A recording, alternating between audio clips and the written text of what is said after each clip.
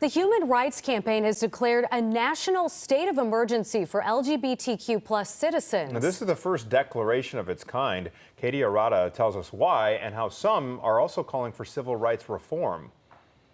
There is a clear and I think indisputable attack on the rights of people in the LGBTQ plus community and civil and human rights. Here in Oklahoma, over 80 anti-LGBTQ plus bills were filed by the state legislature this session. One of them, House Bill 2546, sought to ban classroom discussion of gender identity or sexual orientation from kindergarten through 5th grade, but ultimately was not signed into law. Over the last several years, we've seen an aggressive kind of cultural war, if you will, on anything other than what some would consider to be the traditional values of some Americans. According to American Civil Liberties Union, at least 417 anti-LGBTQ bills have been introduced in state legislatures throughout the country. In Oklahoma, Senate Bill 613 was signed into law by Governor Stitt, which bans gender-affirming care for minors. But the Oklahoma Attorney General's office agreed to delay enforcement of the ban while a preliminary hearing in a federal lawsuit is pending.